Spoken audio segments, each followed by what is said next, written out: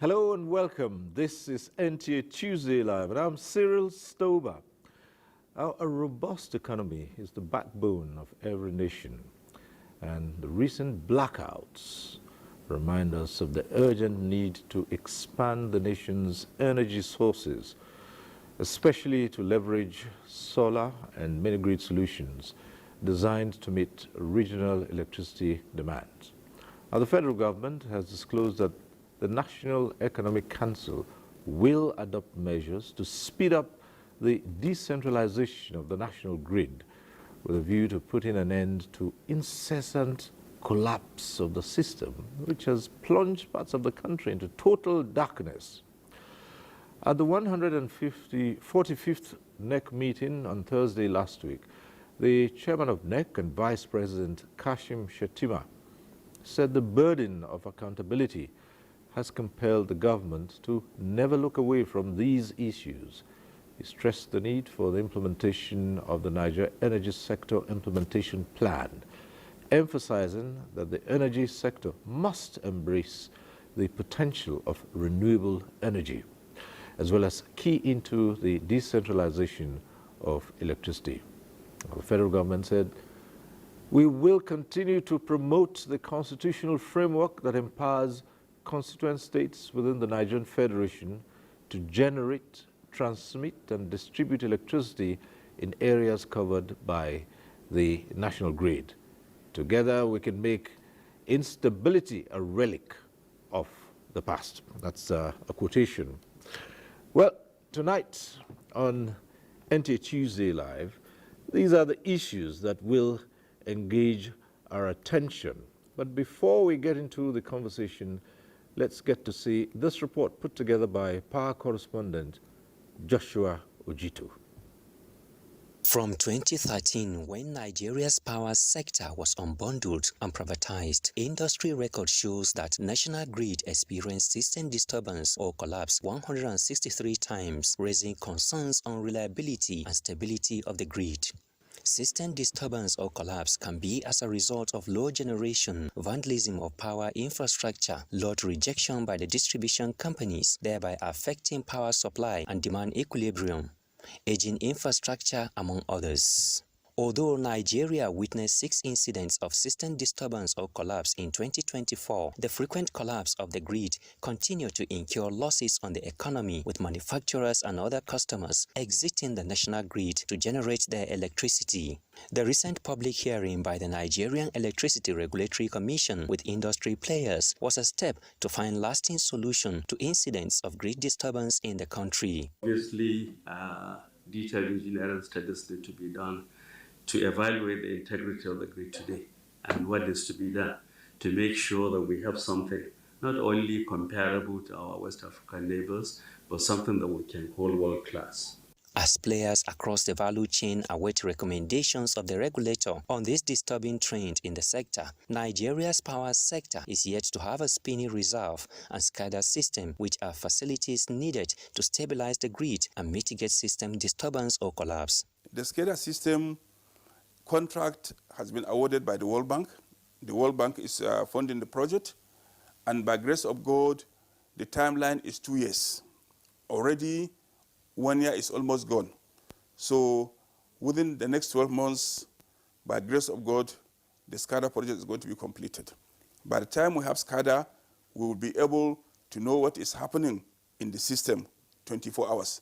Now, some of the substations and transmission stations and the generation stations, our operators or grid controllers cannot even see them. They will just talk maybe with GSM or whatever.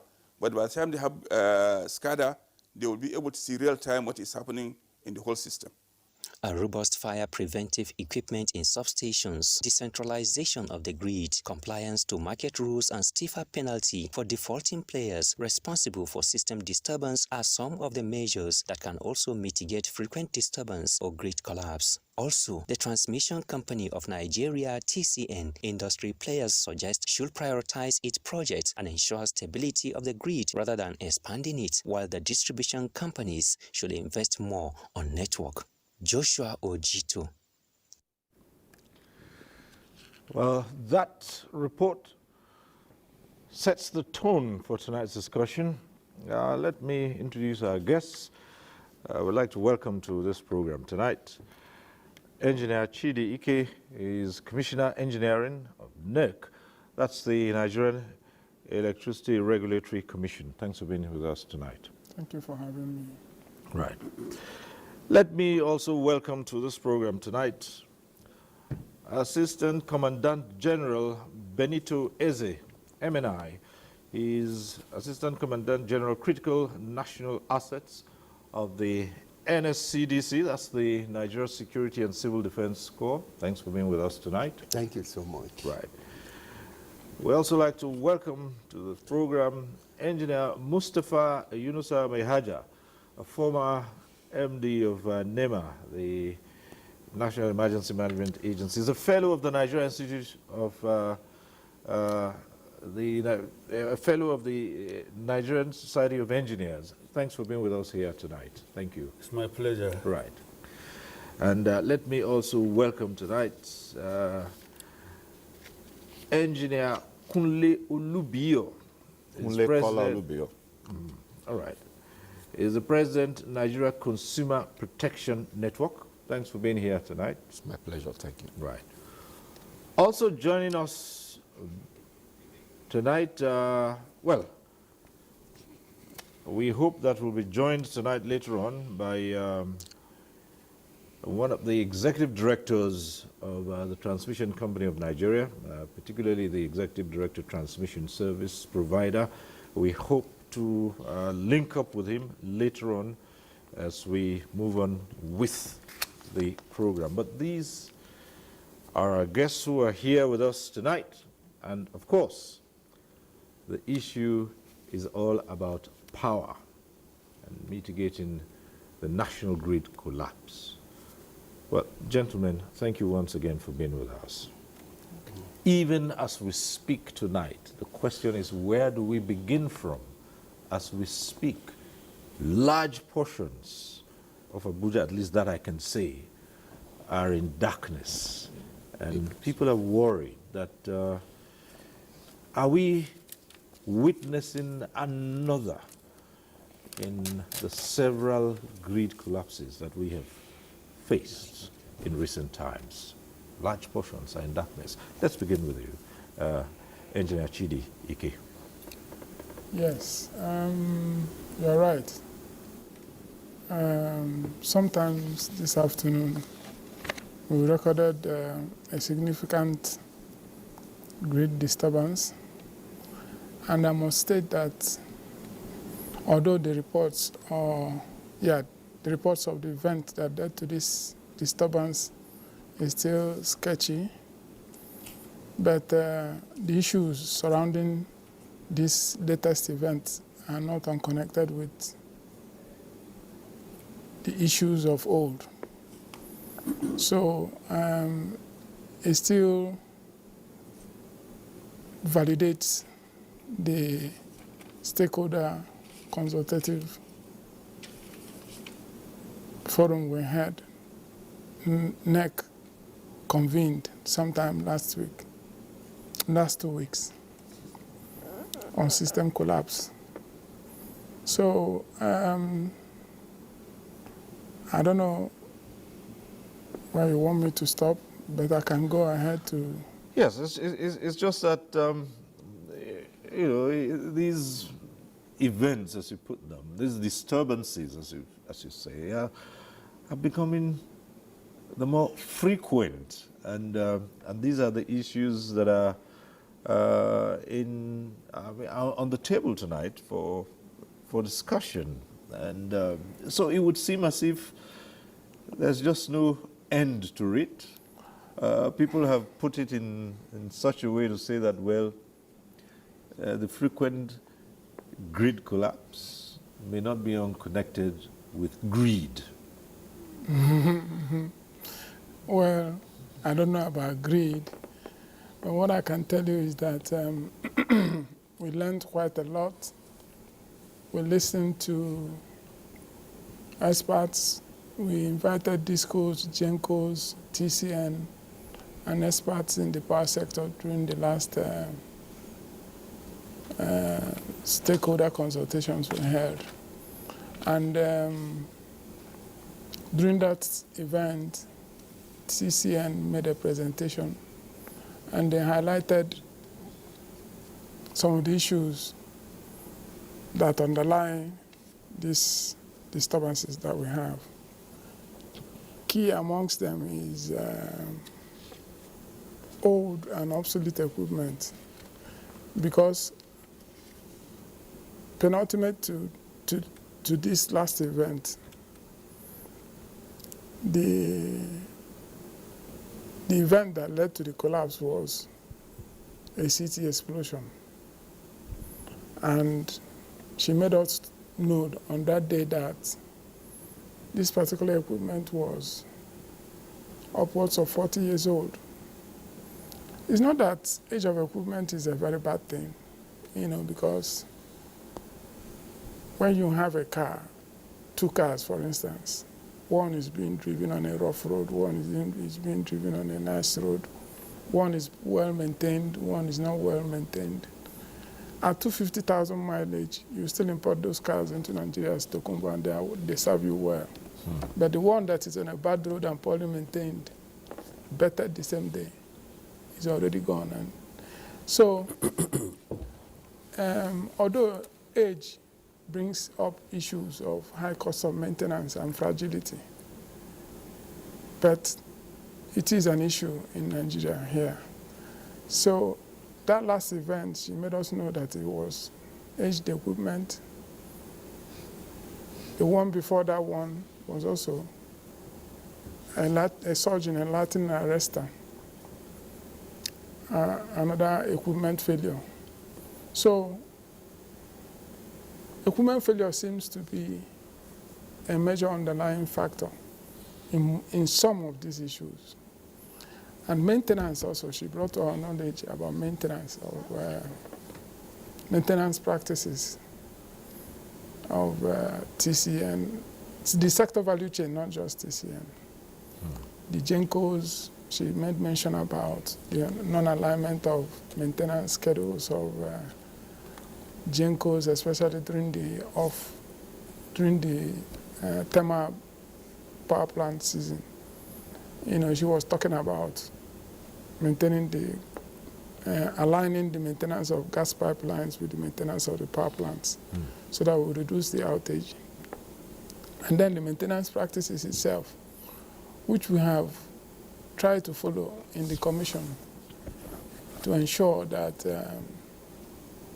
the maintenance schedule submitted by the licensees at the beginning of the year are followed through. But I must confess that we haven't recorded much success in that, and we are taking action to deal with those things. There are other issues that she raised, non-compliance to free governor mode, which is a grid code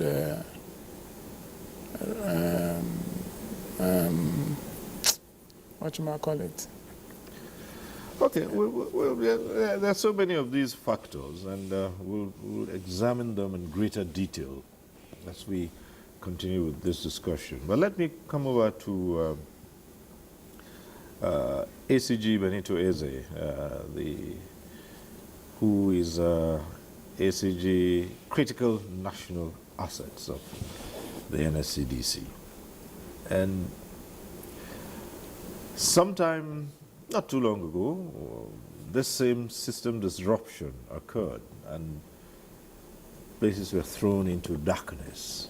And part of the explanation was that it was due to vandalism of critical equipment. And the first issue here is to ask, how secure are these national assets?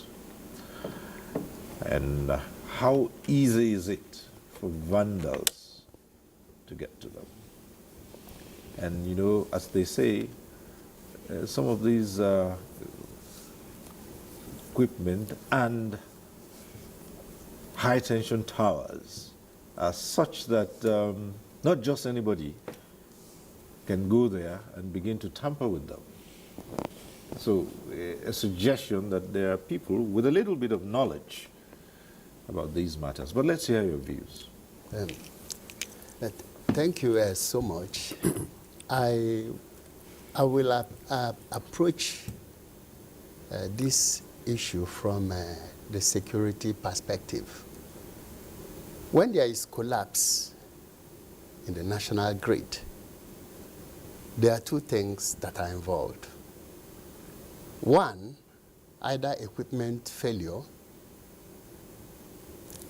then the other one is the aspect of vandalism.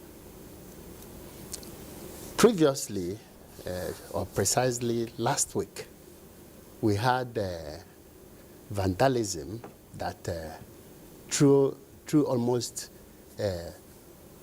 most part of the country into darkness. And that was the vandalization that took place between the axis of Shiroro and Kaduna, where there was an attack on 4 towers that were located within that axis. Those towers actually were located in very challenging terrain. And accessibility to those terrain were actually very difficult. But that does not mean that because of the terrain, that the equipment should not be protected. But the protection of these equipment in those challenging terrain calls for collaboration, which my agency, the Nigerian Security and Civil Defense Corps, being the lead agency in the protection of critical national assets and the infrastructure, of which the power line is one of these infrastructure that is, we regard it as a lifeline infrastructure. But we leverage on the strength of our senior brothers. I'm talking of the military, because of their capability. And the President and Commander-in-Chief of the Federal Republic of Nigeria, Ahmed Bola Tinubu GCFR, graciously issued a presidential order in which the military were directed to move into those challenging terrain and degrade whatever challenges were there to enable access so as to restore this power facility. But I will also advise that the deployment of technology should be of paramount importance, most especially this period where the criminals are upgrading their tactics. So collaboration is very necessary. Deployment of high technology is also very, very necessary. And I know that by the time we combine and come together with the forces put together, we will be able to put this issue of vandalism behind. All right, thank you so much. We'll also come back to you. Let's go now to Engineer Mustafa Mehaja. And straightforward, it's the question of equipment failure, the age of equipment, which we've heard here from the Commissioner Engineering of NERC, and even the explanation that sometimes the maintenance culture has to do with it, because even if you have an equipment that has taken some time, if you've given it adequate attention, then it could still perform better than even a brand new one that you have not maintained. But let's look generally at the infrastructure. And seeing that this is critical to the nation's economy, should we still rely at this stage on equipment that are either aging or have not been maintained for a while? Shouldn't Nigeria be talking about renewables at this point in time? Well, thank you very much. I have heard from the angle the gentleman is coming, but I think I have a different, it could be correct in some aspect, but I have a different, I see it from a different perspective. The problem of electricity in Nigeria is a complex one. There's no doubt about it. Is really, the problem militates around three major components. There is infrastructural deficit. I could recall in 2020 I was involved in a study. From that year backward, for 37 years, only 132 kV, one transmission line, 132 kV was added into the grid. And I think majorly from that time, there was really an improvement into the expansion of the grid and other related network facilities, but I must confess to is grossly inadequate. That is one. There is also issue of manpower. That is part of the technical issues. Number two, there is issue of policy administration vis-a-vis constraints of laws. For example, when I speak about that is, if, for example, TCN wants to procure equipment, they must subject themselves to Procurement Act. Everybody knows that for a 150 MVA transformer, one major component of it that is very vital in its stability during operation is tap changer. If TCN now said the best tap changer so far, acceptable worldwide, in America, in Germany, everywhere, is MR tap changer manufactured in Germany. If should TCN now write in their bid document that you must buy from so-so, they are violating the act. Number two, they must go through procurement process. Mainly, they must procure from the lowest bidder. The lowest bidder may give you, it will state the technical specifications, but the competence of that manufacturer, you can't compare it with major manufacturers. So you end up buying equipment, very cheaper equipment, and as they say, cheap things have expensive habit. I could recall in the same year, between 2020 to 2023, when Katampe substation was designed, constructed, and commissioned. Under 1.5 years, out of about 50% of the disconnector switch got damaged because a cheap equipment was put in place. It was procured based on Procurement Act, and they cannot go outside that. That is one aspect. The second aspect is social and political. The social aspect of it, every Nigerian, whether in government or in politics or in the public service, has a role to play in making this situation very difficult. We don't do what we are supposed to do in most cases. Every Nigerian knows what I'm talking about. The political aspect is locating equipment or substation or transmission lines. Political exigencies are put in place, given more consideration than technical considerations. You may take it to a politician, he's at the helm of a said it must be constructed in my location, thereby that location would not provide the necessary stability the systems require. So, so many examples I can give you on that. And the demons mainly that cause this problem is corruption. Everybody knows what we are today, where we are today in terms of compromising ourselves for self-serving. So everybody knows about this, every Nigerian knows about it, and nobody wants to really give it a trial to let's be sincere to ourselves this around. We're in a mess. All of us must come together to accept that we're in a mess. All of us must accept to the fact that we need to rectify this problem, and everyone must come together, put hand together, put head together, help those at the helm of affairs. I must tell you, the leaders, maybe before they get there, they are less maybe concerned. But once you are there, you discover you become more committed, and then the subordinates may not give you the necessary support or assistance for you to achieve what you want. They are in difficulty in managing their office.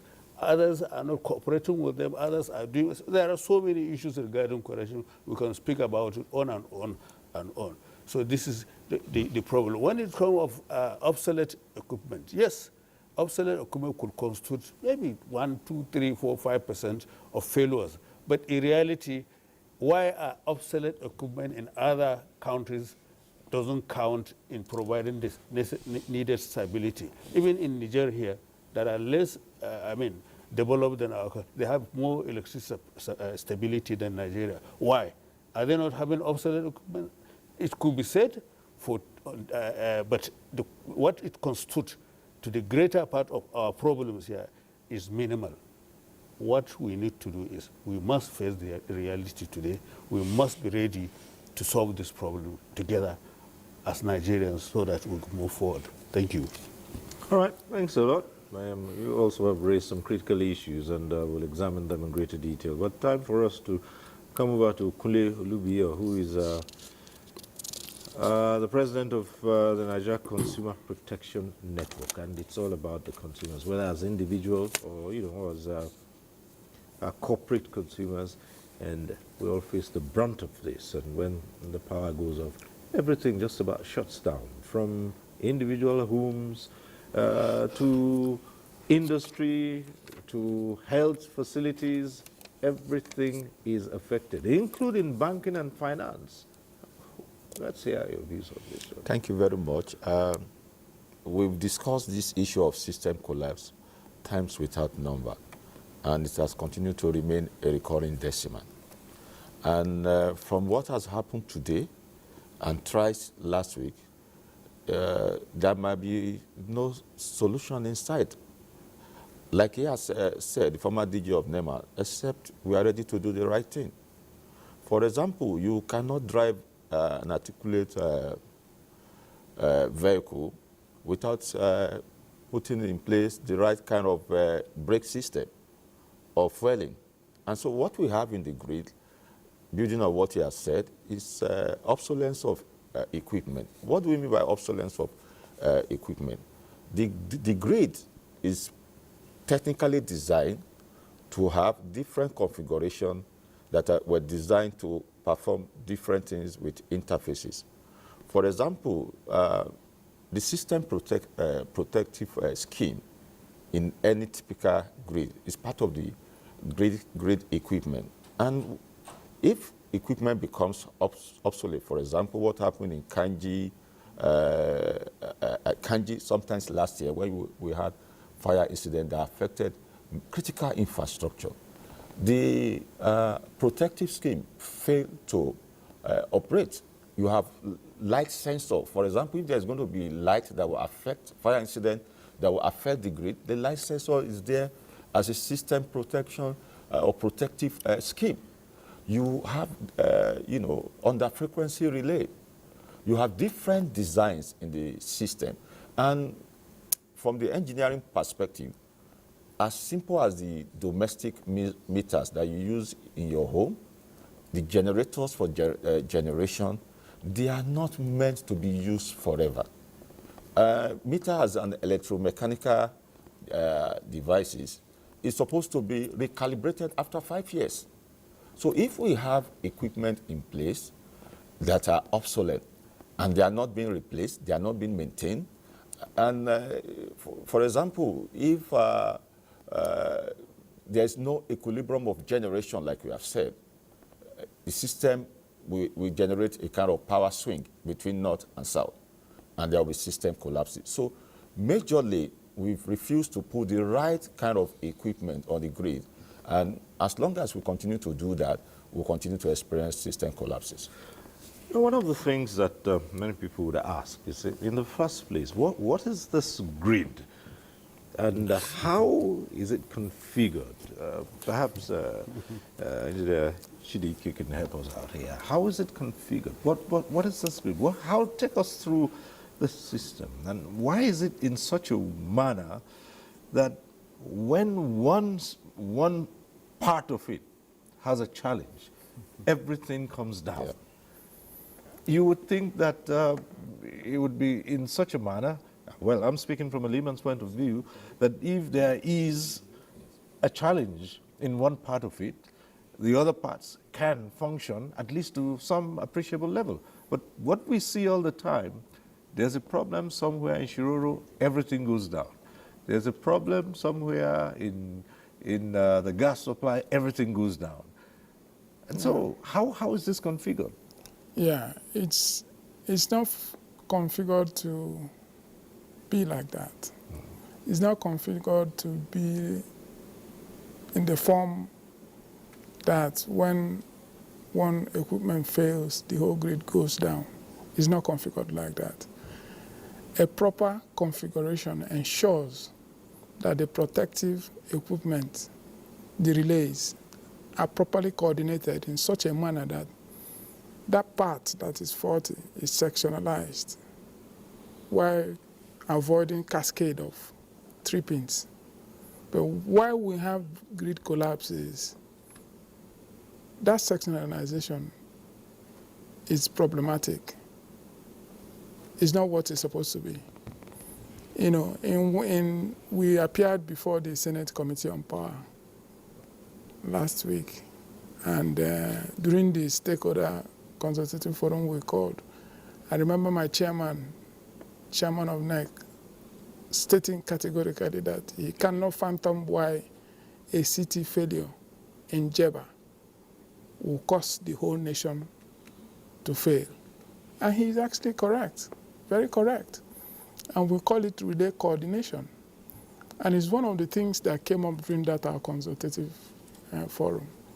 Relay coordination being an issue, causing cascading tripping. For instance, why would you see a line tripping on both ends? You know, why should a line trip on both ends if there are no complications in the relay coordination? So when a system is a major issue, relay coordination, and I thank you for raising it, a failure of a single component should not lead to the failure of the rest of the system. It should be arrested, and that is why if it is a failure of a line, you lose load, right? And if you lose load, you have high frequency.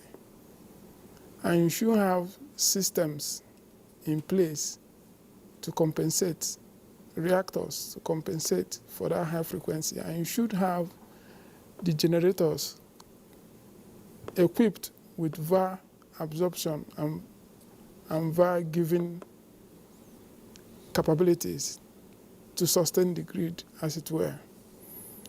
So, but when you lose generation, you have more power than you can generate.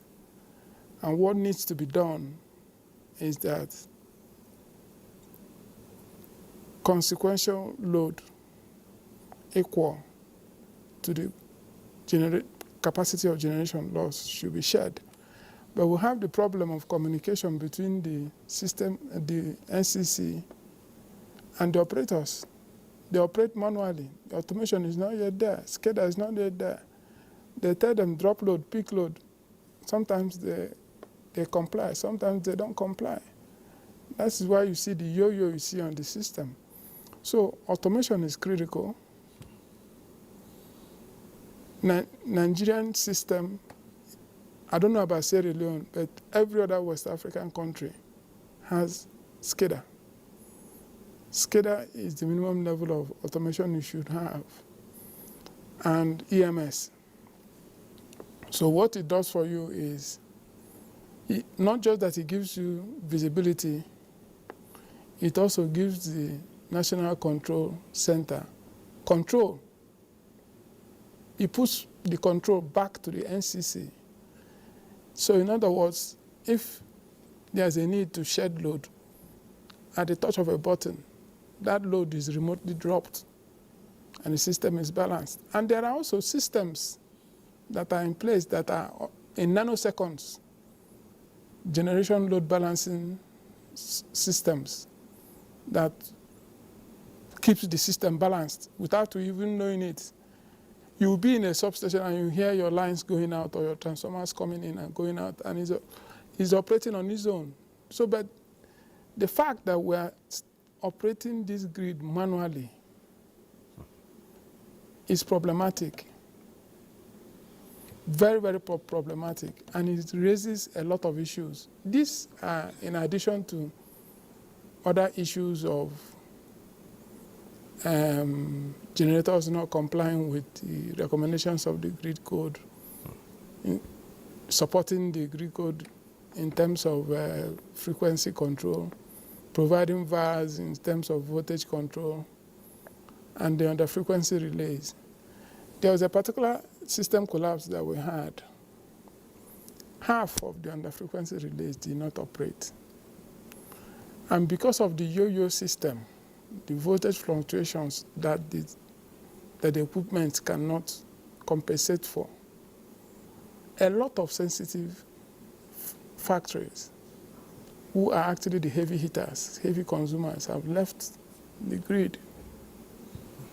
And that is why under-frequency relays that are meant to be the last defense line for us in maintaining the frequency keeps going up and down. And it's very annoying. No customer wants to be on that line. And the distribution companies complain that they are paying customers are leaving the system because of those under-frequency relays. So before you know it, the under-frequency relays are rendered redundant because there won't be any load. These discos may have moved load away from it because of its annoying values. But as we go on, I will keep throwing more light as the system goes. Okay. But I must clarify that stating that one equipment is the best and the only one to be used is a little bit of a stretch. What we should hamper on is quality control. So Mercedes-Benz is not, you can't come and claim that Mercedes-Benz is the best car. BMW will come up and say they're the best. And they're all performing well. There are other vehicles that perform well, so also equipment. So stating that one equipment is the best is a little bit of a stretch. Where we may have a problem is quality control, standards, making sure that the standards are met. And we do that quite a lot in making sure in the equipment that are imported into the power sector. We go through the rigors to make sure that the equipment of high standards are imported. But when we go back to the system collapse issue, I'll throw more light. Okay. Thanks a lot. Well, in addition to the discussions we have in the studio, we will have a number of reports as well. Let's have this one from Mina, Niger State. Nicknamed as the power state because it hosts 4 hydroelectric dams, contribute significantly to the national grid. With its contribution and other sources of power in the country, Nigerians still experience insufficient power supply, which experts in the power industry blame on insufficient supply of gas to the power plants, aging infrastructures, and the recent vandalization of transmission lines by terrorist groups. Stakeholders in the power sector in Niger State, most of who spoke off camera, attribute the recent blackouts in parts of the country, especially some northern states, to the activities of terrorists who vandalized some of the distribution lines that evacuates electricity from some hydro dams in Niger State to other parts of the country. There was vandalization that happens along Kaduna, Shiroro Kaduna transmission line. The power that is being generated at Shiroro, of course, there is a link between Jeba and Kayenji to Shiroro. So the towers that carried power or evacuate power from Shiroro to Kaduna, which now transmit to the northern part of the country, 2 towers were actually affected, Tower 132 and Tower 136. And, it was vandalized, and that seriously affected the transmission line. And of course, that is enough to cut off power supply to the northern part of the country. And because of security reasons, they could not restore the line immediately. So there is another line, a double line circuit from Agwaji, Apia, 33 kVA line. So that is the only route that can take power from these axes to the northern part of the country, particularly northeast and northwest, down to Niger. That line too, the 2 line had issues. They also identified human factor as one of the reasons responsible for the recent national grid collapse. Technology is taking care of a lot of things now. Look at it. We have drones that can monitor the lines. You don't need to patrol the lines with linemen and security people. These drones can monitor the lines for you and even do some actions to take control of some of those challenges. The transmission network himself is also weak. Although Niger State was not adversely affected by the recent national grid collapses, most of the northern states were seriously affected. Emina Mukhtar. Our next report comes from Umuahia. Umuahia before now is believed to be predominantly occupied by civil servants. But due to the challenging times the country is facing, the scenario has changed. Even civil servants are now setting up small-scale businesses to make ends meet. An average Abian hustles to meet up his daily needs and that of his family, especially with the current economic situation today, which has led to the proliferation of shops in the state capital. The major challenge posing these small and medium-scale businesses in the state is constant power outages and its minimal duration when the service is provided. In this part of the country, sometimes you don't have power throughout the day. Sometimes you have 2 hours, sometimes 4 hours, and sometimes 2-3 days you don't have any power. So how are you going to run the business without the power? At this level of national development, we should have outgrown this. But it's quite unfortunate that every time, from time to time, our grid fails, and it fails totally. It is unfortunate. It totally negatively affects productivity. Those in small and medium-scale businesses lament the buying of premium motor spirit and diesel to run their generating six usually gulp their profits. It's affecting us seriously. Why we are paying the higher rent?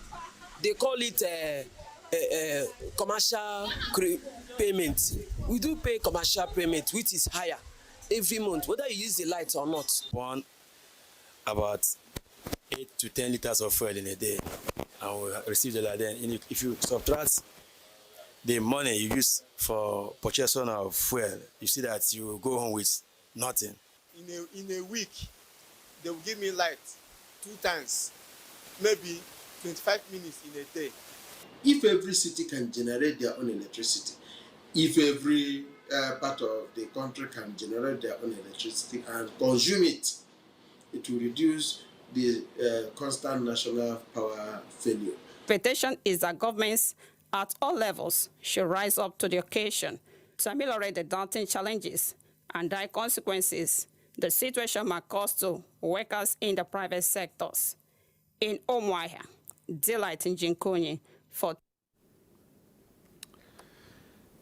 Ironically, Niger State, where we got the first report from, is known as the power state, with all that Shiroro, Jeba, Zongeru, and all that. But it cannot, as of today, claim that the level of electricity supply to the power state itself is anything to write home about. Well, we're just been joined by Engineer Oluwagbenga Ajiboye. He's Executive Director, Transmission Service Provider of the TCN, that's the Transmission Company of Nigeria. Engineer Ajiboye, thanks for being with us tonight. Good evening, sir. Good evening. Good evening, viewers. Just before you came in, we had started this conversation on the incessant grid failures, the outages, and how much Nigeria loses to being plunged into darkness at all levels, and how damaging that is to the economy.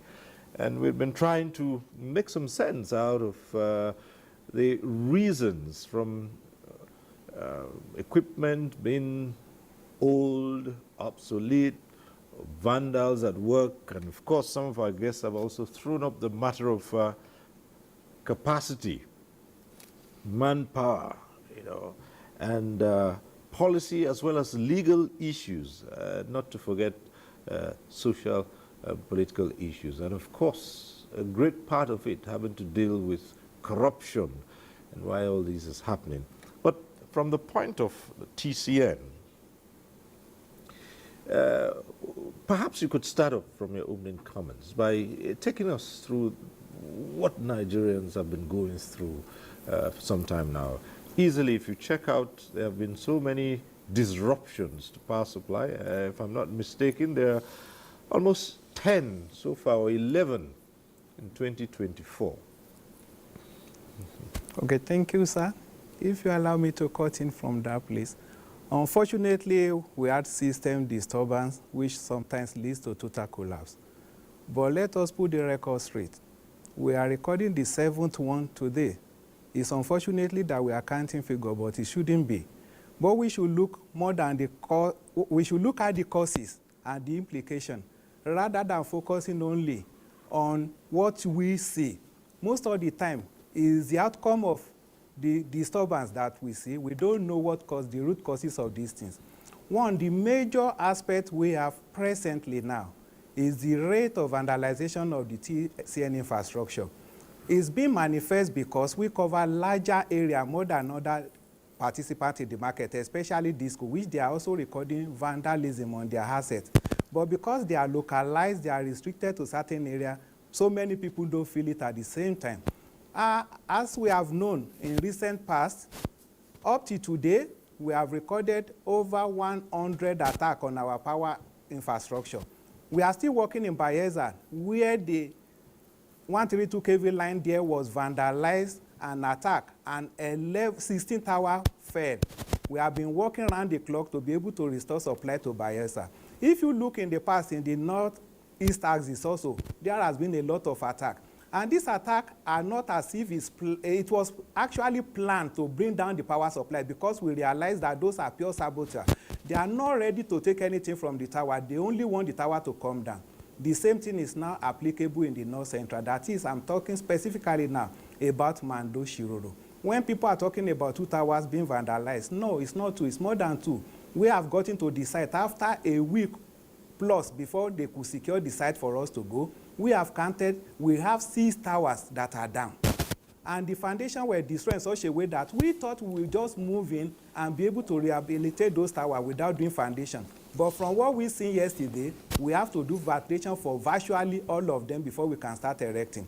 So when you are talking about the incessant system collapse, you need to look at the root cause of this problem.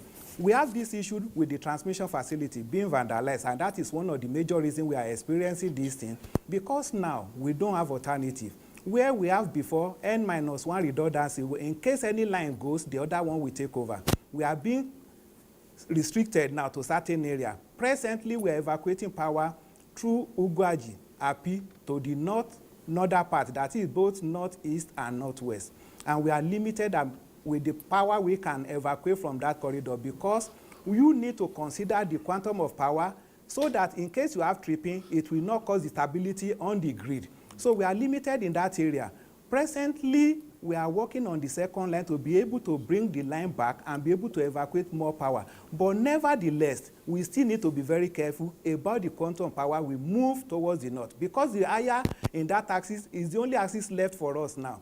The other second axis that is supporting us is Mando-Shiroro, that is already done, and it will take us some time to do. When you talk, that is the limitation we have from the TCN. It's not only limited to TCN. Most of these things, when they happen, we need to look at it critically. But because TCN is in the center, that is why everybody focus on TCN, and they are the manager of the grid as we have it at today. When we talk about incompetency, I want to disagree some aspect with that. I've been hearing so many people saying it. If you go to Abuja now, we don't use contractor, we are using our workmen. If you go around, I can tell you categorically, TCN boasts of the highest professional and protection in the power sector as we have it presently. So when we are talking, we don't employ a gauge contractor to work in our power protective aspect, because we are capable and we are versatile and trained to be able to handle them. What we see now, a line can have problem. Let me tell you what is happening in Oshogbo axis recently. For the past 2 days, we have been having problem. What caused it? The lashing tape used for the optic fiber communication cable are weak and they are cutting. Immediately they cut and enter the feed, they bring down the line. When you restore immediately, it stays for some time. When there is wind or anything, it goes there. So we normally send our linesmen and rigmen to go and remove this fiber. We are already working in replacing the optic fiber with another system, OPGW, which is ongoing now. But we are limited because of the market. The market is such a way that outtake cannot be granted the way it used to be.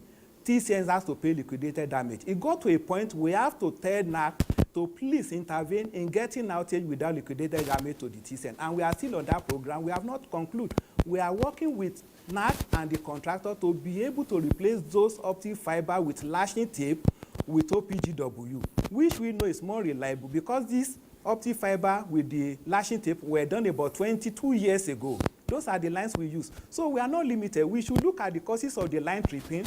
Are we able to restore this line? People are talking about incompetency. I find it funny.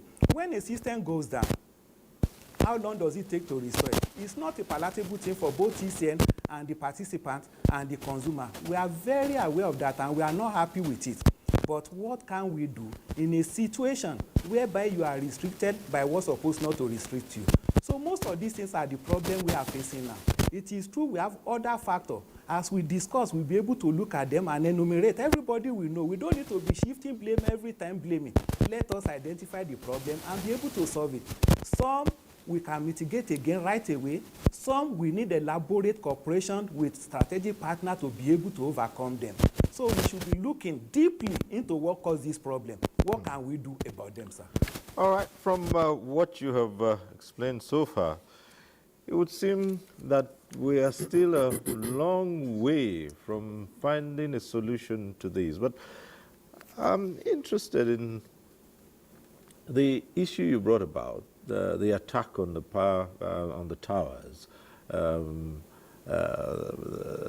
work of vandals. And you say here that it's just a straightforward matter of sabotage, because they bring down the towers and they're not taking anything from them. They just bring them down. And this is where I want to bring in the ACG of the NSCDC to talk about this. Well, this is just a mere act of sabotage, not that they're trying to steal anything or take anything from this equipment. They just bring them down. They bring down the towers.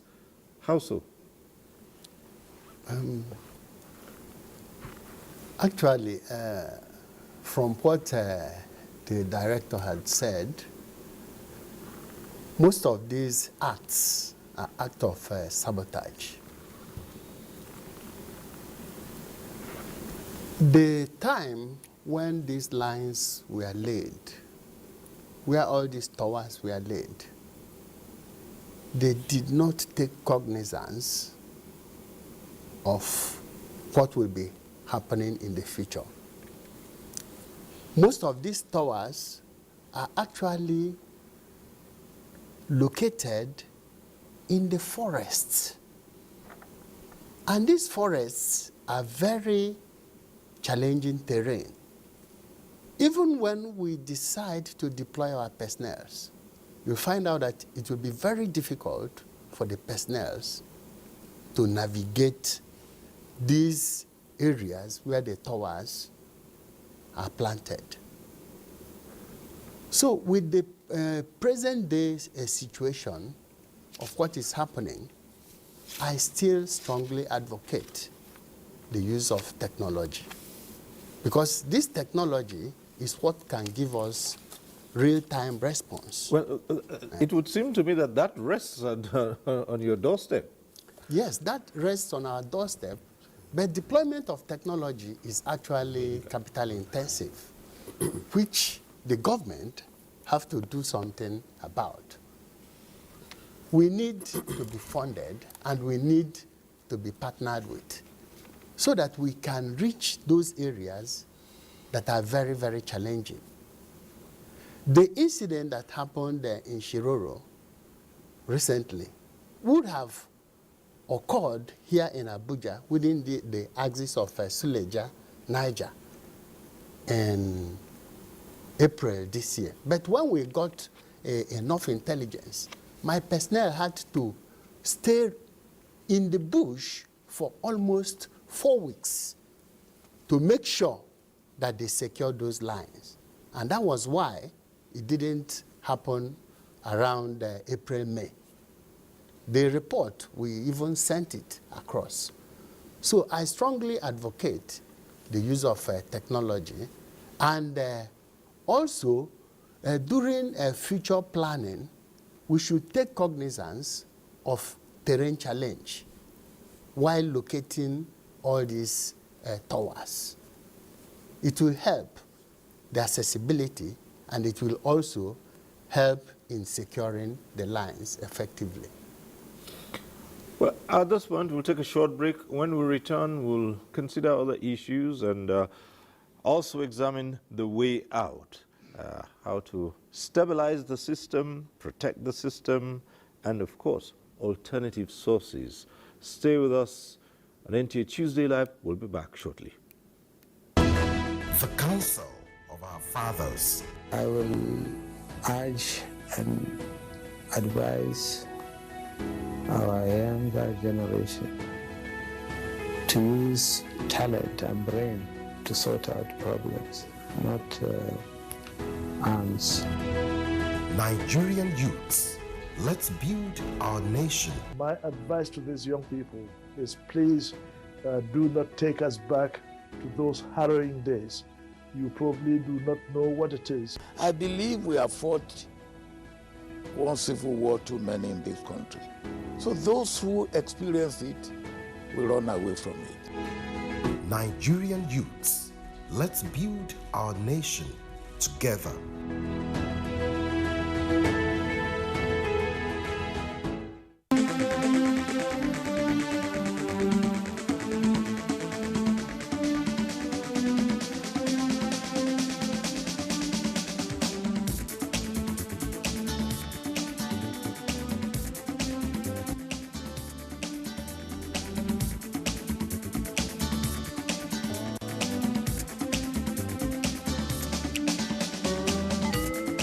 NTA Tuesday Live, a network issue-oriented innovation talk show.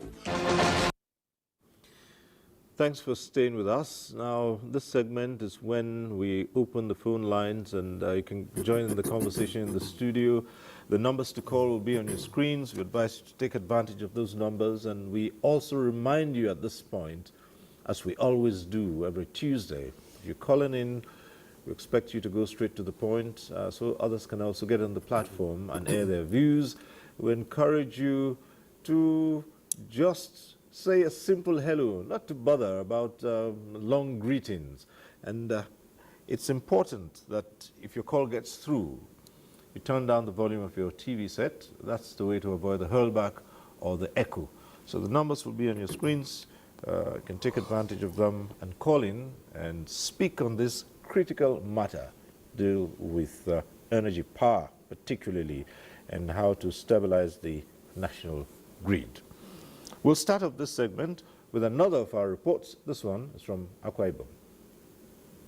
It's no longer news that Nigeria's national grid has collapsed 8 times in 2024, with blackouts and other disruptions becoming setbacks for Nigerians in the quest for better socio-economic lives. But sometimes now, many Nigerians across various strata are engaging in conversations targeted at finding ways out of the quagmire. This situation, according to some Uyo residents, is different as they enjoy above 20 hours power supply per day. We do have light, 23, let's say 23 hours. Light is very okay in my area, here in Akwema Estate. Definitely, NEPA have tried for now because they used to give us light. The power supply is quite good. No, very good actually. Say we boast of about maybe 20 hours, 19 to 20 hours per day. A major stakeholder in the power sector in Nigeria is calling for a shift in the sector where obsolete equipment are replaced with new global devices durable to stand the test of time. If you don't put in money, what do you expect at the other end? They say in computer you garbage in and you garbage out. You put 1 billion naira. The other end you may see 1.3 billion naira.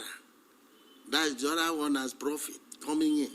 And people must run the power's infrastructures according to engineering standards, engineering economy. The managing director of Ibom Power Company Limited, Menyene Tukudo, profiles huge financial investment in the power sector as a way out of the national grid collapse, which he says is epileptic due to aging infrastructure. But avoiding mere rhetorics and lip services, how serious should the nation address the power sector challenges? Is to go on subsystems, what we call subsystem. In Nigerian state, we can minimize the system collapse by not focusing on NCC. As stakeholders still hope for a positive change in the power sector with an improvement in the daily average supply, which hovers around 4,500 megawatts in recent times. The creation of regional grids to feed the electricity needs of 6 geopolitical zones may be a possible way as recommended. In Uyo, Kevin Samuel. All right, that report from Uyo, and well, in the midst of it all, residents of Uyo who believe, say, they've had some improvement in the power supply considerably, as some of the respondents there indicated. But let's come to Engineer Mustafa Mehaja. And you've heard some of these reasons that have been put across. And I still like to go back to the question of one of the issues you raised, which has to do with policy and legal issues. And of course, the other matter, which is the siting of infrastructure in places that cannot guarantee stability. And these are done basically for political reasons. But again, some would ask, this whole thing, everything is being run by professionals, supposedly, who belong to professional institutions such as yours, the Society of Engineers. And we wonder what input you have in these matters. Well, first of all, permit me to throw more light on the issue of grid system. Grid system technically is the best system you can have because it ensures efficiency, stability, and continuous supply. Grid system is just like, to a layman, a pond, whereby like the 27 grid plants will deposit all their powers in the pond. And then you have lines taking up the pond to the consumers, far and near. So the stability is achieved when you have enough into the pond as much as what you can take. Today, it is estimated the national energy requirement demand is about 20,000 megawatt.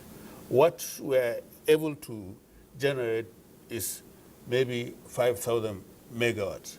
So when somebody is talking of automation using SCADA, you cannot take what you don't have. You cannot provide stability or, the stability that you need to stop this collapse. You see, the issue of political influence as to siting of projects, like for example, the system is regulated with the frequency, 50 hertz, whereby if you now construct major line that took from the grid, and then all of a sudden, maybe it's taking about 2,000 megawatt, and it, for some reason, it's cut off, you discover that it brings about the instability, and the system may collapse because it's too huge to be taken. I could recall in the mid-1990s, the former manager of transmission, NEPA then, because of poor funding, they had to disable the ring system that constituted the national grid and convert it to the radial system. So the ring system is such that, like the commissioner said, every aspect is sectionalized with proper protection, planning for distance relays and others, so that should there be a problem in a particular zone, it's zoned, coordinated as a zone. So that particular zone, the outage will be restricted, and it will not affect the system. If you have, like for example, you decided to unbalance the system, whereby you put so much to a particular zone, and you have a fault somewhere, even a simple fault, it will collapse the system. You see, I pity the TCN engineers. I know most of them are really well-trained, but the lower cadre, Engineer Jibo will agree with me, we are battling with the problem of training of the lower staff. So that is the issue of political influence. Right, let me just ask you to hold on a while here. We'll come to that, because we have the caller on the line. If he's still there, Olabode from Lagos is calling in. Hello, Olabode, go ahead.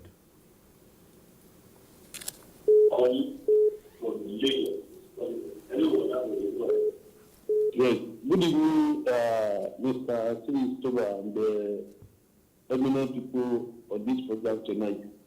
The national grid issue, as we speak, collapsed today also. So it brings a lot of challenges to the nation.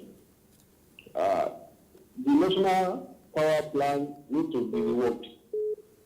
If you are using the pattern that have been used in 1960s, 70s, and we still want to continue to use it down to 2024, it cannot work. So I believe that integrated power approach that we are adopting, there is no sufficient funding, because most of the speakers, once they arrive at a solution, each of them has been mentioning insufficient funding. Funding infrastructure is as good as funding the personnel to monitor the infrastructure. So it therefore means that there must be national plan, deliberate effort on the part of government to look at the issue of critical infrastructure, power, transmission, generation, and the strategic workability of those solutions that have been put in place. If we are generating and we are not transmitting, it's a loss. So there's a double loss to the nation, where there's generation and the consumer cannot get it. That means that the entire money that has been used to revitalize some of this infrastructure is the same cost, which is a double tragedy. So my approach is that the people at NEC, the people at PHPS, the entire power management need to sit down and look at the way by which they can come up with a new template to manage the power sector. I believe that it is not a national or at federal level alone.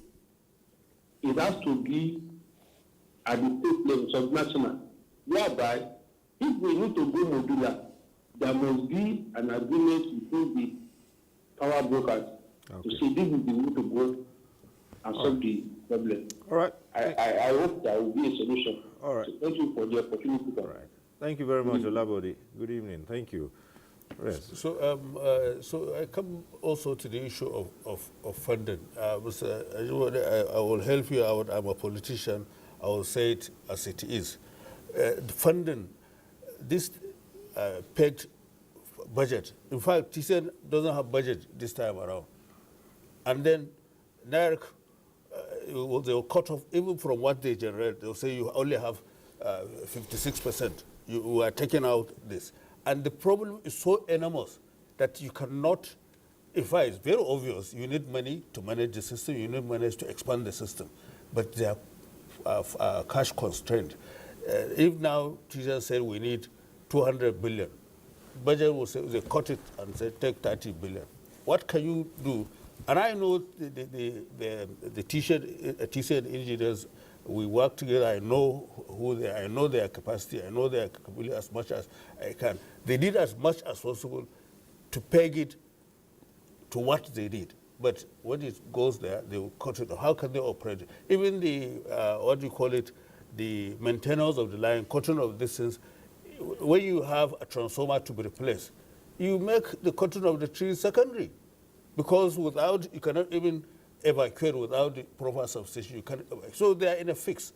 Most of them are in a serious fix. Please, I want all stakeholders to look at this issue of national power supply, the collapse of the grid and things like that. Let's look at it with all sense of purpose to make sure that this thing is done. Everybody has a role to play. The politicians have a role, the people in government has a role to play.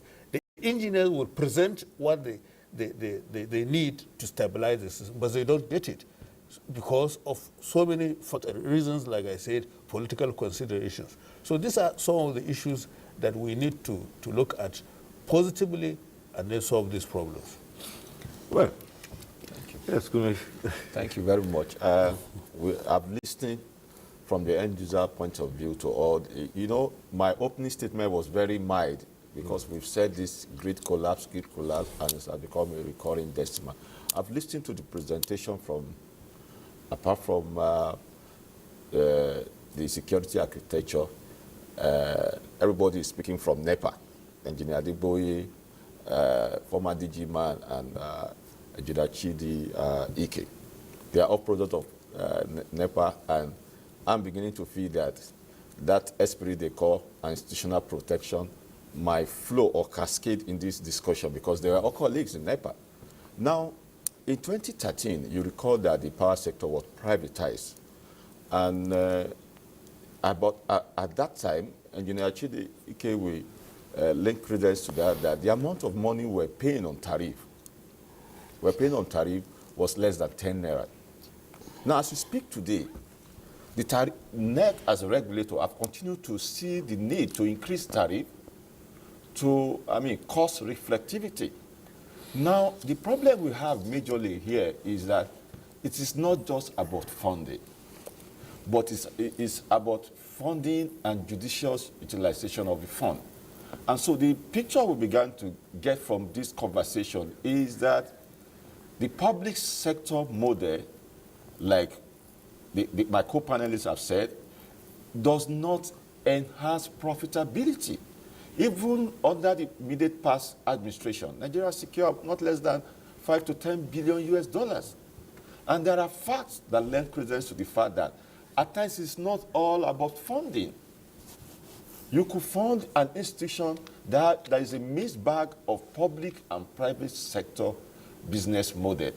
This model that we have in TCN is not working and is not going to work.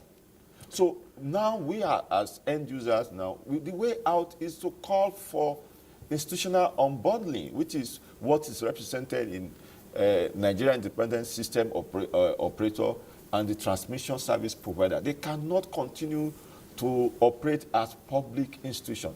Now, the Electricity Act, that amendment of the Constitution that gave credence to the fact that electricity is no longer under exclusive list, it's now under concurrent list, and the subnational with the Electricity Act, now setting up through NEC, their state regulatory institution. The major problem we have is, he talked about equipment, original equipment manufacturer. I want to support his position. Like, sometimes ago, Nigeria took procurement. That's what we call equipment falsification or mislabeling. If you have a 500 kVA transformer and the plate reading or rating is if you have a 300 kVA transformer and the plate reading is indicating 500, if you put a load of above the threshold of the original, of course you will have issues on the network. Some of this issue has got to do with assertiveness of regulation. Look at what happened along the Benue. Let me just quick one. The system collapses that occur along the Ugwaji Benue transmission network. In this modern day, you don't go into the forest and start doing line tracing and start looking. There are fault locators. There are equipment that real time could help enhance fault issues on the line. Okay, right. I was just trying to ask you to pause a while we're taking this other caller. Engineer Korede is calling from Jeba. Hope he's still on the line. Engineer Korede, if you're there, let's hear your views. Good evening. Good evening. Thank you. My name is Engineer Korede from Jeba. If you can hear me very well. Yes, go ahead.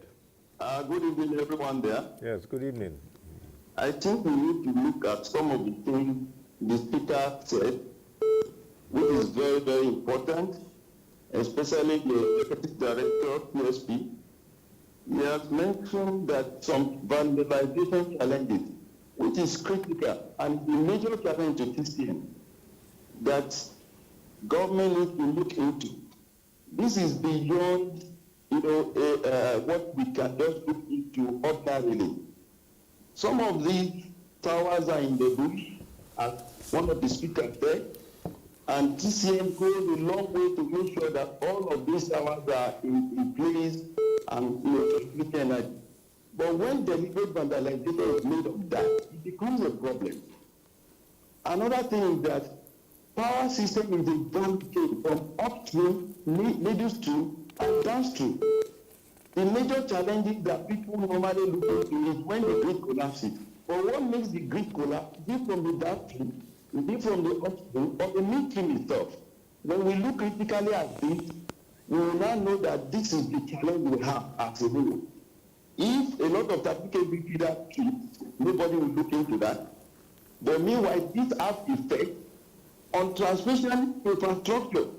We will now be having high voltage in substations. We will having challenges in substations resulting in persistent disturbance. If major generation trips, it affects the network, and if major transmission lines it affects the network. How can we holistically check some of these sectors so that we can, reduce incessant collapse? We need to look at vandalization very well. We need to look at some of these challenges at transmission feed in terms of getting feedback from either of both sides. They coordinate the two, and it becomes a problem for them to manage if care is not taken. Please, I do want to let you understand that power system is generate, you transmit, and you distribute. If any of these have a problem, there is a problem. People will not have supply. Either at the downstream, either at the midstream or upstream. Until we holistically check all of this. Transmission is trying their best to be able to fix some of these problems, but it can come in any way. It can come in any way. Okay. All right. Are you with me, sir? Yes, yeah. Thank you very much. Thank you. Okay, thank you so much, Engineer Korede. Well, I want to believe that's a professional point of view that you're raising there. But again, if I might just quickly go to Engineer Jiboye, and earlier on when you spoke, you mentioned something about having a challenge with. Did you just say that you also had issues with redundancies where when there is a challenge of this nature, you can quickly step up? Yeah, presently, evacuating from the south to the north corridor, we have redundancy challenge now. Initially, nobody knows the way this thing operates, and we don't expect the populace to know. All you need is power supply. That's what we are working for you to get. But in a situation where we have the alternative is blocked, it's just like, let's give an analogy. We have River Niger Bridge. We have River Benue Bridge. Let's assume we don't pray for it. There is obstruction on River Niger through Niger State to the north. And what will happen at River Benue? And suddenly there is flooding. River Benue is also blocked. What happened? That is the scenario we find ourselves. If we are talking of investment in infrastructure, we cannot say it is enough the present way we have it, because we still want more. We want a situation whereby we have more than N-1. We were operating N-1. We were asked in one aspect, it left us with the only option, which we are not comfortable with, because anything can happen in that axis. That is the situation we find ourselves. But when we are looking at all this tripping, people have been talking about coordination. And one thing they forget, and they fail to realize, that coordination is not only restricted to transmission. It's supposed to go across the board. I don't want to go to the past because we should be heading to the future. But let us look at it. During NEPA, we have what we call grid coordination. Do we have it presently? No. No. The GENCO don't cooperate now. The DISCO don't cooperate. We have 3 sectors in the grid. They're supposed to set the coordination together. They have to dovetail to each other from generation to transmission. What I'm telling you is this: when there is a fault on a line, evacuating power from the grid, from a particular generation, the line is supposed to go open before the generator goes. But what do we have now? A generator will pick a fault on the line and trip before the line. That is the coordination we have been talking, that we should open up again and have an holistic view that everybody must follow. We must abide by the rule and the dictates of the grid code and be able to follow it to the letter. So nobody should be a sacred cow in this situation. In a situation where we have now, everybody, every sector is just doing what they like. We have seen instances that the GENCO don't give access to what they said. But TCNB, the public one, is open to everybody to see. Nothing is hidden. You can come tomorrow and check, and you will have access to all the data in TCN. Thank you, sir. Well, we have Umar calling in from Burning Kebi at this point. Umar, I believe, Anachi. Go ahead.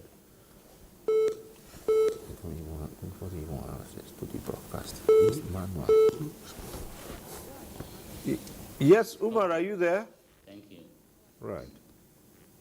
Good evening, Zero. My name is Umar Anache, calling from Burning Kebi as usual.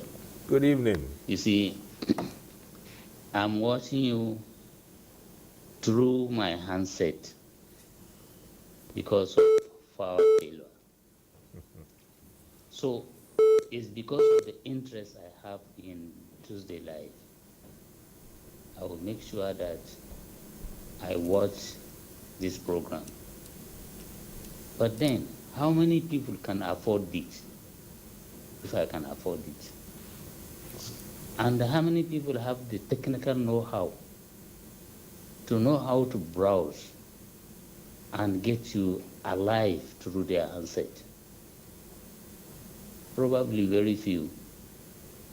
But what I'm up to is that the national grid collapse, it becomes rampant. And thank God to Buhari administration, he put the power issue on concurrent issue rather than on legislative something. So why not every state developing its own power from generation to transmission, then to distribution? I think if that is done, it will go a long way in curbing this problem. May God continue to bless our country. Thank you. Right. Thank you very much, Umar Anache from Banding Keri. Back here in the studio, Engineer Chidi, well, as we all know, the sub-nationals can now become players in the generation and distribution of electricity. Now, what many Nigerians would probably want to know is how far will the response? Has there been a very positive response from the sub-nationals, the states in investing? And of course, the question of regulation. At some point, at the initial stage, there was also some bit of a controversy over who would regulate, even with those state companies, and with NEC coming in. So let's get an update from you on this much. Well, I think we have about 6 subnationals now that NEC has given the go-ahead, with Enugu State going fully live this month. It's too early in the day to make a call, but we have plans of continuously engaging them as they go, because regulatory experience is not easy to come by. There are lessons already learned. You don't need to reinvent the wheel. So if we work with them and share experiences, it may make them get up to speed faster,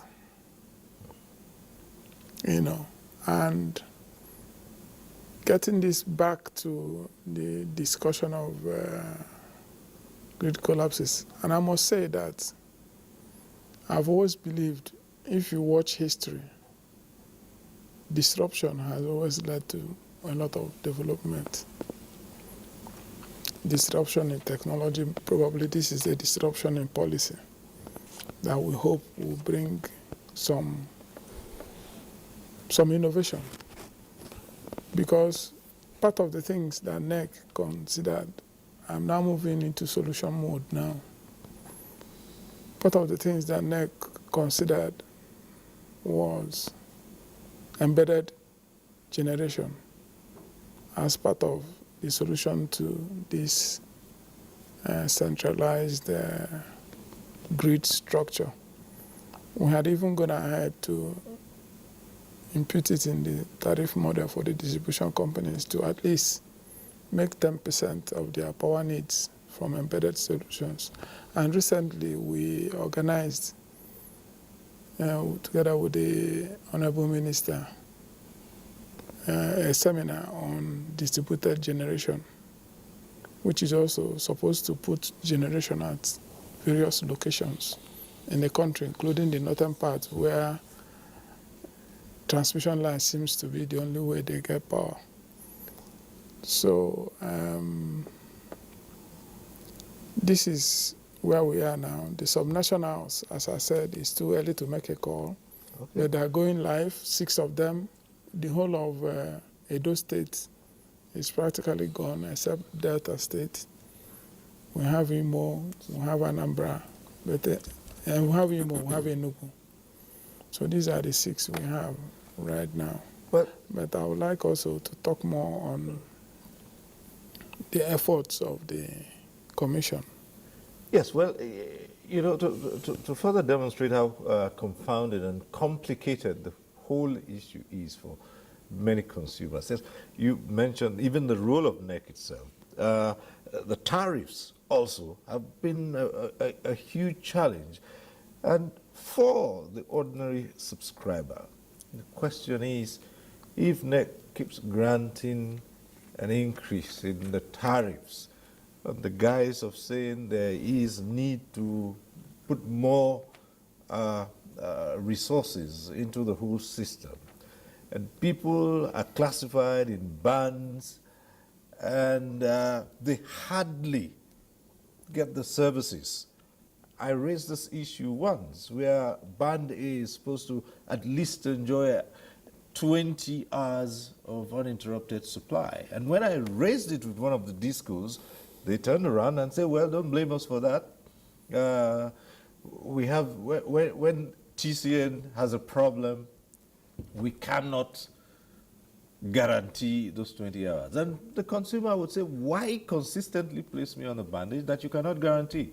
But let's take this call in from a caller from Abuja now. Francis, who's calling in from Abuja, and after that we'll return to this matter. Hello, Francis. Thank you very much. Yes.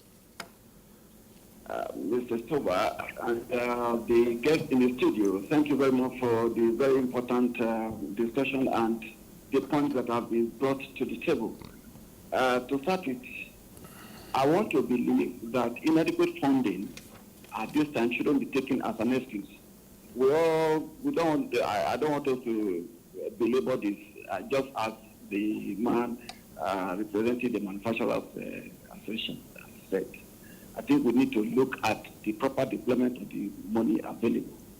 Another important point that someone also dropped on the table, which I believe the National Electricity Regulatory Commission should look into, is the seemingly lack of coordination and cooperation amongst the three key players, talking about the generation, the distribution, and the transmission and the distribution. Is very key. Those are salient issues that may not be known by members of the public, which I believe the NEC should look into and address properly. Then the third point I want to make, and which is very important, is the issue of vandalism. Most of these vandals, they carry this equipment, this very costly equipment, and they sell to people.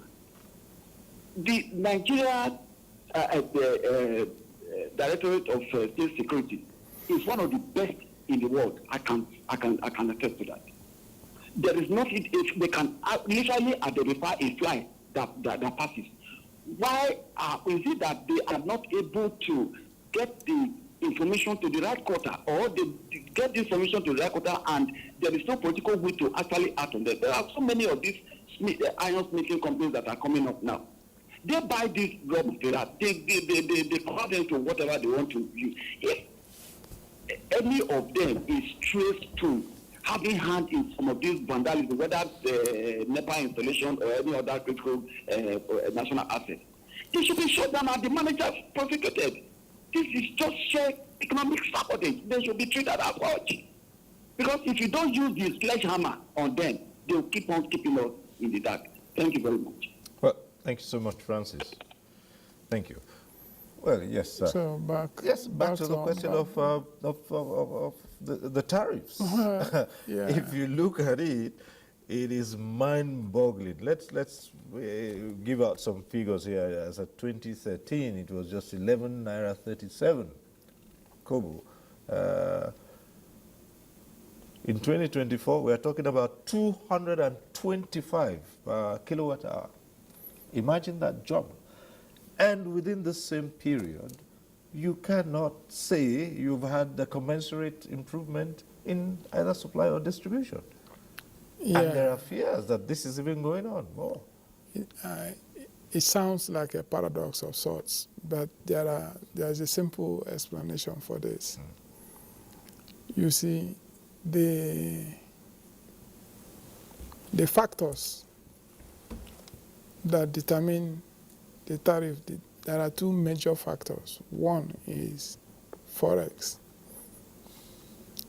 and the other one is inflation. And if you look at where Forex was in the 2013 you mentioned and where Forex is now, that is the value of the Naira versus the dollar. And most power equipment are not produced in Nigeria, especially generation. So you find out that today, as we speak, generation cost is 117 naira. hovering around 120 naira. But band B customers pay 60 something naira. So they are already paying below generation cost. And so, what about band A? So band A is only 15% of the customers that we have managed to do. So it's trying to manage the regulation with government policy. So that's why I say that there's a simple explanation to this. Every other thing, there's a study that clearly stated that inflation is directly correlated with tariff. Yes, please, the president of the Consumer Association. The inflation also affects the consumer as well. Well, our services have not been inflated because there's always two sides of the coin. We get our tariff bloated up by inflation, but our service have not been inflated. We expected that too. One, let's look at it practically. We have a very big challenge. We have a very big challenge at hand. As long as we keep the midstream, which is the transmission, under a public sector business model, funds to that sector might be seen as a cash cow or largest. That is the mindset. Public sector business model is about profit making, efficiency, service reflectivity, and what have you. Pre-privatization, the licensee signed what they call the service level agreement, which make it sacrosanct for them to do metering and do some other things. And now, NEC, I sympathize with the commissioner, I don't even envy him. That's what we call the regulatory capture. If we must face this fact, executive arm of government, I know I'm on NTA, legislative arm of government, there are issues that when funds are budgeted for mechanized vegetation control, we are talking about grid monitoring, real time. For the civil defense to be able to monitor a terrain, the lines, we must have a clear line of sight where the grid right of way will be cleared. In most cases, there's serious invasive vegetation encroachment on the grid, competing with right of way. Now, as we speak to you, because the budget for this year is 400 million, there's a shortfall of about 2.5 trillion naira tariff shortfall. The indebtedness to the GENCOs is about 2.5 trillion. Now, when you aggregate all this and put this together, that is from embed, 2.5 trillion. Right. When you aggregate all this and put, when you aggregate all this and put together, there's a mixed bag of the consumers paying higher tariff, paying for meter, no refund through token. There are people within Abuja Electricity for the last few days, they've not been able to vend on their meters. There are customers that sorry, like a week. It's more than a week. It's about two weeks. 2 weeks going on 3 weeks. And other discos, there are customers that have paid for meters that we are not supposed to pay for. I know of a company, if not because of my involvement, after payment, that I have vouchers there, 2 months, 3 months, we have backlogs that have not been cleared. So if you look at the whole of this scenario, Mr. President has good intention, but we need to rejig the system and make sure that it's no longer public sector funding. We've talked about the grid collapses. You have a grid that don't have a SCADA. SCADA is not about 5,000, 20,000 megawatts. SCADA has its purpose on the grid.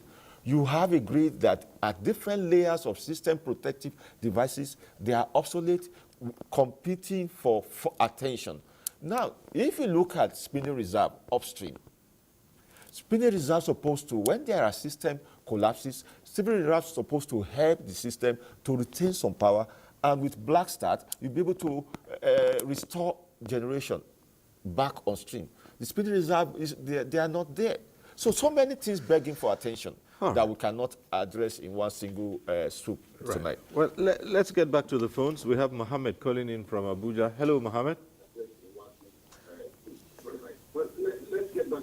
Are you still there? Evening, sir. Good evening. I'm there, sir. Right, go ahead. Share your views. Hello, sir. Yeah, my contribution on this issue of power shortage in this country. If you look at it right from the eras of military administration, the ministers that are always been put in to be the minister of power, I wonder why they allowed non-technical people to be the ministers. Because you look at from David West, I think he's not an engineer. The Bolagi is not an engineer. When they came, they keep on telling us 6 months we get supply. In fact, I was actually in the industry then. In fact, I even entertained David West, and I was looking at how do we get supply within 6 months, as if we are going to just put a diesel and generator and start generating electricity for the whole country. I mean, we need to look at all these things and the way we can make this thing energy available. If the energy is available, the issue of vandalism, that one at least is part of what we can manage. But when there is not even electricity, that is generation is not there, then tell me how we can actually meet up with this our demand. Then look at our governors. Our governors, we keep on saying federal. At least there's no state that cannot make available, maybe even if it's 30 megawatt, 50 megawatt. They can generate it on their own. Like even most of the northern this thing now, up to even in the south, they can make use of this panel, that is solar panel, and step up their distance to the maybe 33. They put it on 33 kV and supply factories or anywhere. So I think we still need to do a lot of things on this energy. Not every, at least the government have made it available for everybody. Everybody, even individual, can generate electricity, not only the state and not only the federal government. So every blame should not go to the federal government. So we should all the private sectors should generate and make the energy available. Thank you. Right. Thank you very much, Mohammed from Abuja. Thank you. Engineer Mehaja. Well, let's take it from his perspective as we begin to wind down. Just a few moments to go. One way out, he says, is let's all, seek alternative sources of power. This will reduce the dependence on the public supply, and also excess can be sold to the distribution companies, and that will improve the situation. But let's hear from strictly the engineering point of view on a way out of this. Yes, thank you so much once again. I would want to first throw more light from the historical point of view when the unbundling business, or rather unbundling of the distribution companies. We had 11 distribution companies. Subsequently, the Electricity Acts come into being with so many companies. The multiple regulatory regime come with so many structures. You see, we are already in it, but this is my candid opinion. We are making the system more complicated. You can take into account what Engineer Ajiboye said, coordination problem. So, you see, it has never been any way better. We have 7 companies that I knew the process, I was in the system, how they came into being. Most of them could not, they don't have the technical know-how when they were brought in, they don't have the financial capacity. I know a distribution company for 15 years, they could not buy one utility vehicle to maintain the system. I may not have to mention among the 11, For 15 years, you could not buy. They don't have the funds because when it was advertised, no any international company participated, and no any international bank was willing to fund the distribution companies, and then they were left only the local banks. Their funding was so limited, they could not.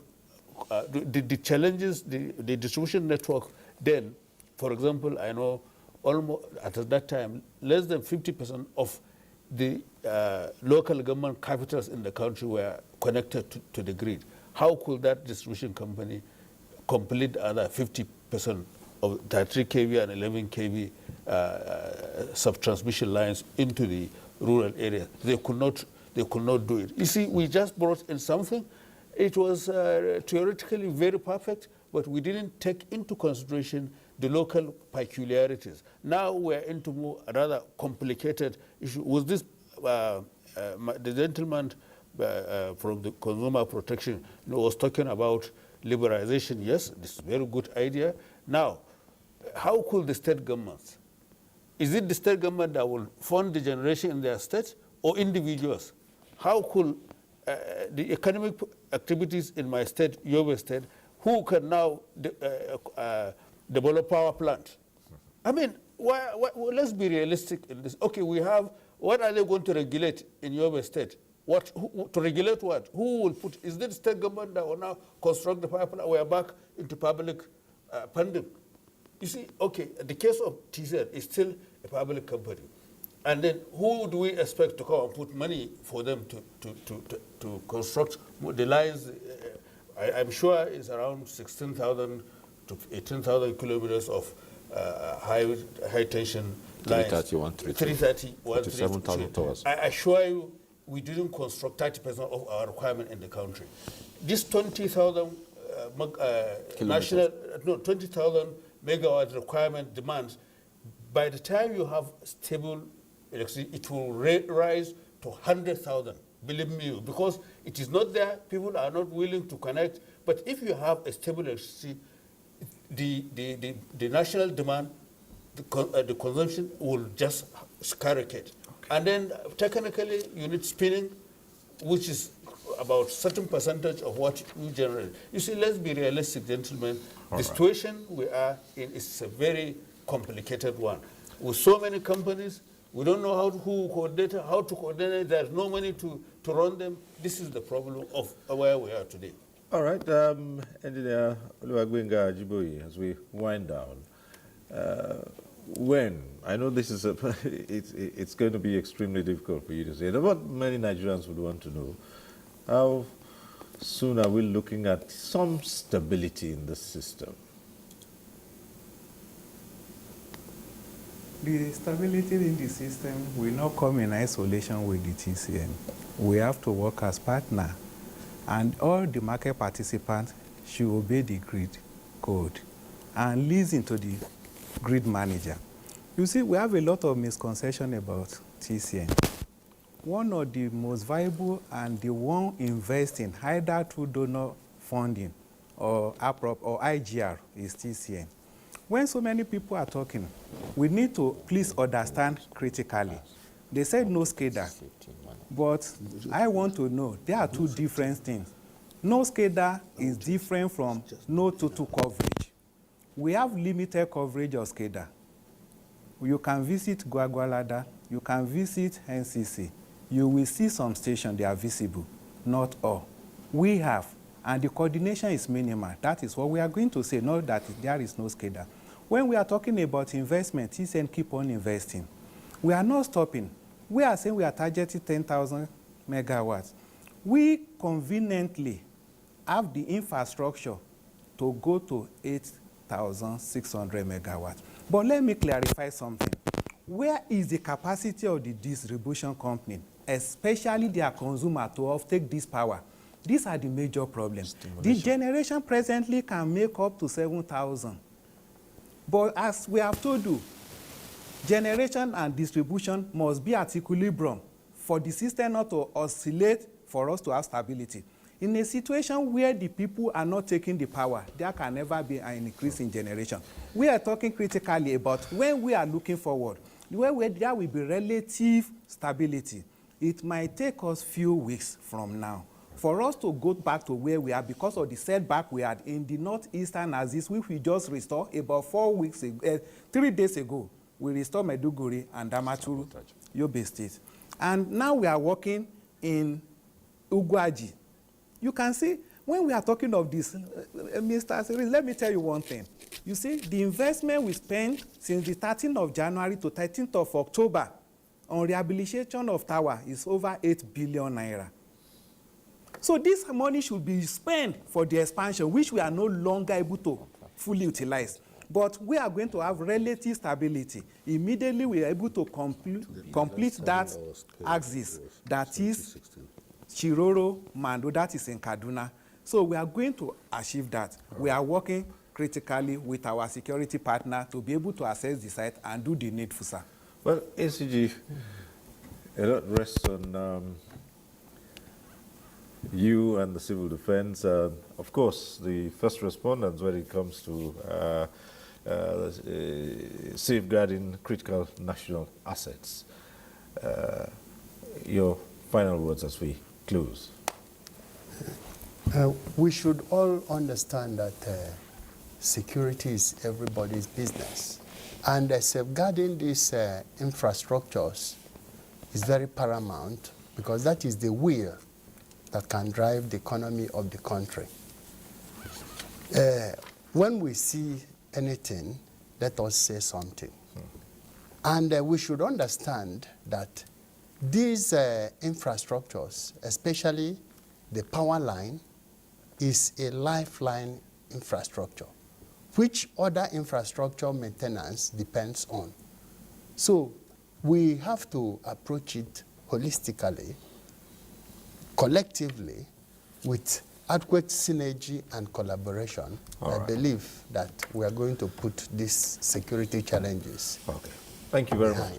And just like the power sector issues, I always say this, no one program can exhaust the issues we bring to NTA Tuesday Live. And so we must leave this conversation here for now, and perhaps at some point in the future, take a second look at it. Hopefully, there'll be more power then, and many more of our viewers would have access to joining in the conversation. But for now, we have to leave it at this point. So I'd like to thank all our guests tonight.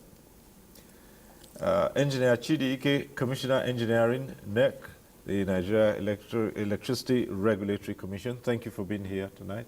Thank you. Thank you very much. Once again, ACG Benito Eze, MNI, Assistant Commandant General, Critical National Assets of the Nigeria Security and Civil Defense Corps. Thank you. Thank you so much. Engineer Mustafa Yunusa Mehaja, former DG of NEMA, a fellow of the Nigerian Society of Engineers. Thank you so much for bringing the engineering perspective to us here. Thank you. Looking forward to see you again. Right. It's good to see you one more time. And Kule Olubiyo, well, yes, I'm one of those who would look up to your protecting us and fighting for us, because we pay so much for electricity. We get very little. Thank you for being here. It's my pleasure. Thank you. Kule Olubiyo, President, Nigeria Consumer Protection Network. And once again, Engineer Oluwagbenga Ajiboye, Executive Director, Transmission Service Provider, TCN, Transmission Company of Nigeria. Thank you so much.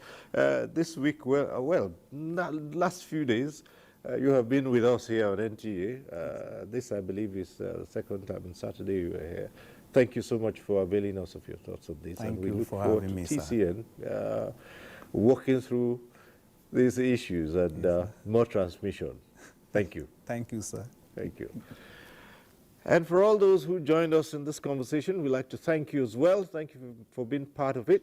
Next week, we'll be back with NTA Tuesday Live. I'm Cyril Stober. Bye for now.